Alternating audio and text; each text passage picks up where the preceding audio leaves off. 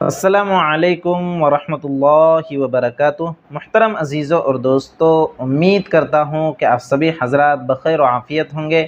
اللہ رب العزت سب کے ساتھ خیر و عافیت کا معاملہ فرمائے، سب کو اپنے حفظ و امان میں رکھے۔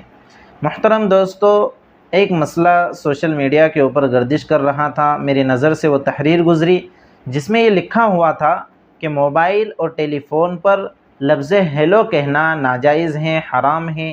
اس کی وجہ اور دلیل ان صاحب نے یہ لکھی ہوئی تھی کہ ہیل کے معنی جہنم کے آتے ہیں اور ہیلو کا مطلب ہوتا ہے کہ جہنمی۔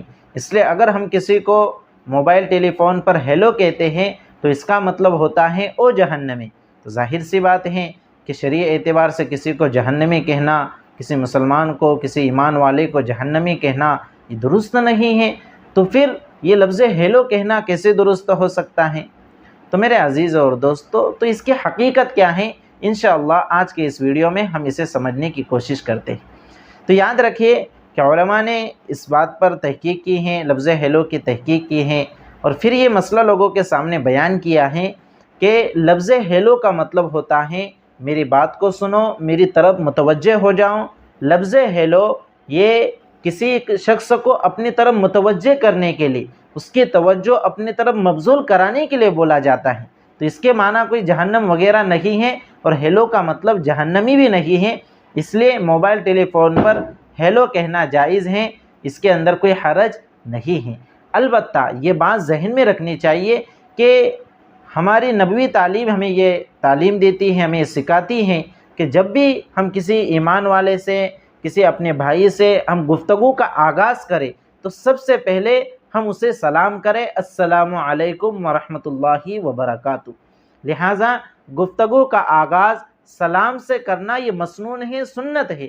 اس لیے کبھی بھی اپنی گفتگو کا آغاز اگر کرنا ہے تو وہ لفظ سلام سے کریں، ہیلو ہائی وغیرہ سے نہ کریں۔